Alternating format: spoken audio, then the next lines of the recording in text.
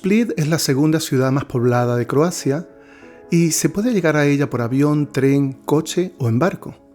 Localizada en la costa adriática, está a unos 400 kilómetros al sur de Zagreb, la capital del país, y a unos 230 kilómetros al norte de Dubrovnik. Para llegar a Split en coche desde Zagreb, el viaje tomaría algo más de 4 horas viniendo por la A1.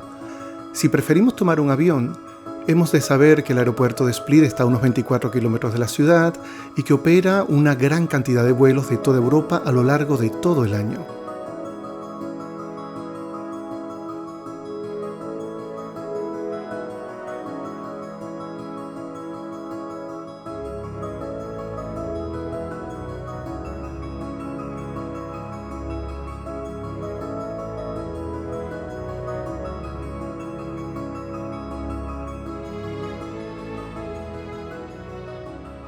Diocleciano tenía poco más de 6 años cuando llegó a vivir a la costa del Adriático.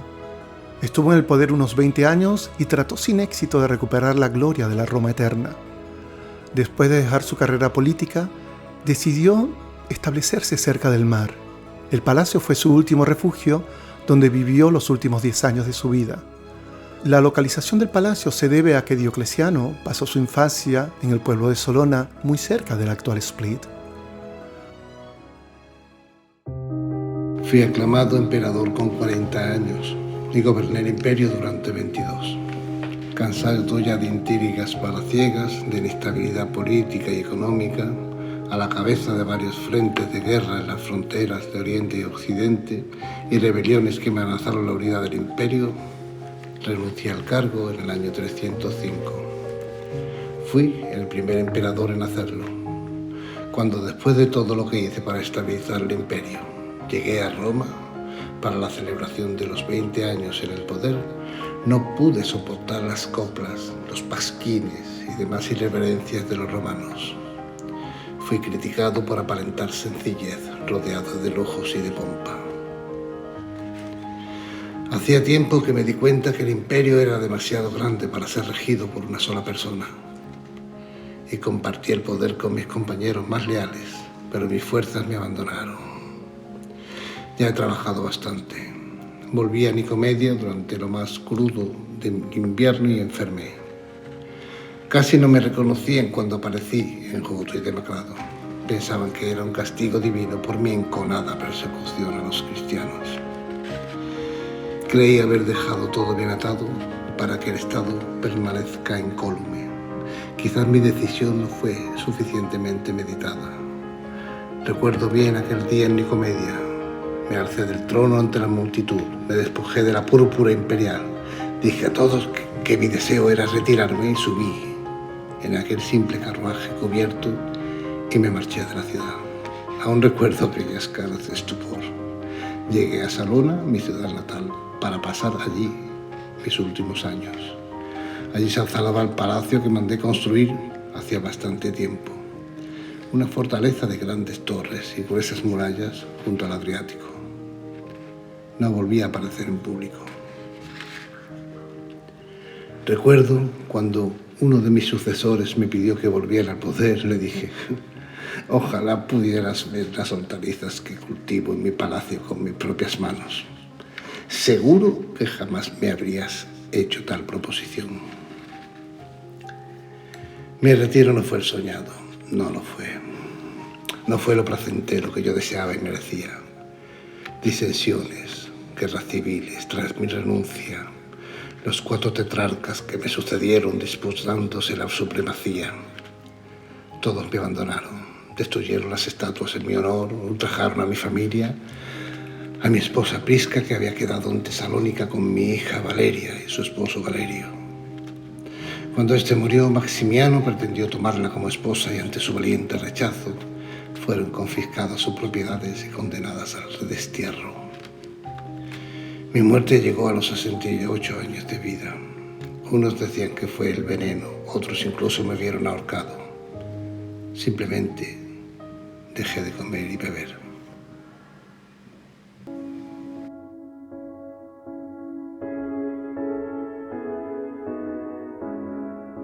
Considerado como uno de los edificios romanos más impresionantes, el Palacio de Diocleciano es, sin duda alguna, la mayor atracción de la ciudad de Split en Croacia.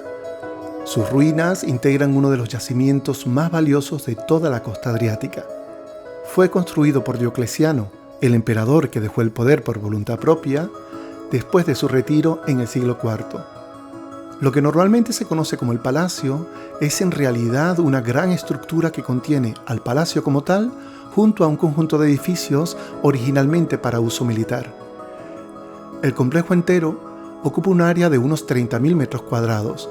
A día de hoy, las ruinas se ubican en el centro de Split y se han convertido en el corazón del centro histórico, con numerosas tiendas, cafés, restaurantes e incluso con apartamentos localizados dentro del viejo edificio de calles estrechas.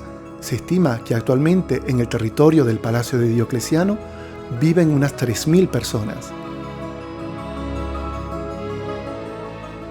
No queda mucho, sin embargo, en Split de la era de Diocleciano.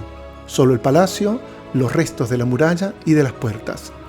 El resto de la ciudad está compuesto por edificios de diferentes estilos y periodos históricos que fueron construidos en piedra blanca. El palacio, por su lado, fue construido en piedra caliza de origen local y en mármol blanco. El palacio tiene una planta cuadrada irregular con torres en las fachadas oeste, norte y este.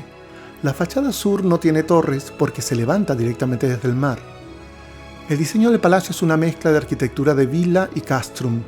La residencia del emperador se localiza en la zona sur del complejo, junto al mar. De esta última, solo las fundaciones y los suelos han sobrevivido hasta nuestros días. El mausoleo octogonal de Diocleciano, luego reconvertido en iglesia cristiana, una de las más antiguas del mundo, y 3 templos adicionales se localizan en la zona sur del palacio. De estos, el templo dedicado a Júpiter fue reconvertido en baptisterio y los otros fueron destruidos con el paso del tiempo. En el centro del palacio se localiza el peristilo, un patio rectangular decorado con columnas que se concibe como el corazón del conjunto donde se reunían los ciudadanos más poderosos de Roma. El palacio a su vez tenía 4 puertas. El camino hacia el pueblo de Solona, el pueblo de Diocleciano, se iniciaba en la puerta dorada en la cara norte de la fortaleza. La puerta plateada se localizaba en la zona este, la de hierro al oeste y la de bronce en el sur hacia el mar. Las puertas, como era de esperar, no han sobrevivido, pero todavía son visibles las columnas talladas en piedra y los restos de los arcos que las coronaban. En diversos sitios del palacio pueden encontrarse antigüedades. Entre ellas destacan unas esfinges de 3.500 años que el emperador hizo traer de Egipto. En la actualidad, se puede escuchar música con frecuencia en el palacio, pero es en las noches cuando resulta especialmente atractivo. Cuando cae la noche, las columnas de mármol y granito, coronadas por capiteles corintios, se iluminan con guirnaldas de colores y los interiores del palacio se convierten en un maravilloso escenario donde actores ataviados con túnicas romanas recitan con sus voces solemnes que se reflejan bajo los arcos antiguos como el eco de la vida en tiempos remotos.